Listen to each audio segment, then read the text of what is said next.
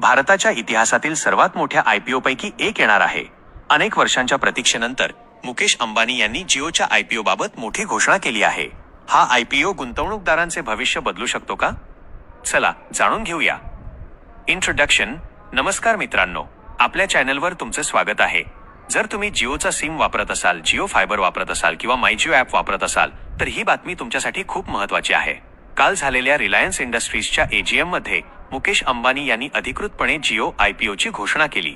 आता जिओ शेअर बाजारात लिस्ट होण्याच्या दिशेने पहिले पाऊल टाकत आहे। जिओ आयपीओ इतका महत्त्वाचा का आहे? मित्रांनो, जिओ आता फक्त एक टेलिकॉम कंपनी राहिलेली नाही। आज जिओकडे 50 कोटींहून अधिक ग्राहक आहेत।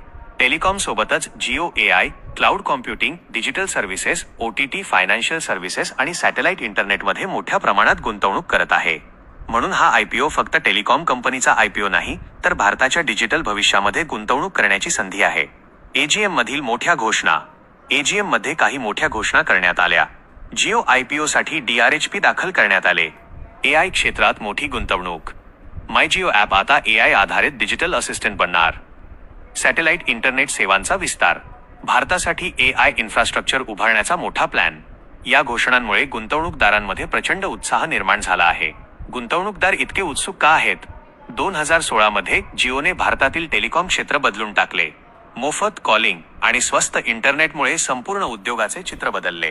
आता जिओ एआय आणि डिजिटल टेक्नॉलॉजीच्या क्षेत्रातही तेच करण्याचा प्रयत्न करत आहे। म्हणूनच अनेक तज्ज्ञ या आयपीओकडे पुढील दशकातील सर्वात मोठी गुंतवणुकीची संधी म्हणून पाहत आहेत। पुढे काय होणार?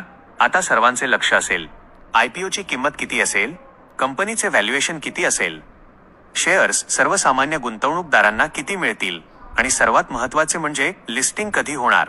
या सर्व गोष्टी येत्या काही महिन्यांत स्पष्ट होतील। कन्क्लुजन। तर मित्रांनो, तुम्हाला काय वाटते? जिओ आयपीओ भारतातील सर्वात मोठा आयपीओ ठरेल का? तुम्ही या आयपीओमध्ये गुंतवणूक करणार आहात का? तुमचे मत कमेंटमध्ये नक्की सांगा। व्हिडिओ आवडला असेल तर लाईक करा, शेअर करा आणि सबस्क्राईब करायला विसरू नका। पुन्हा भेटू एका नवीन व्हिडिओमध्ये।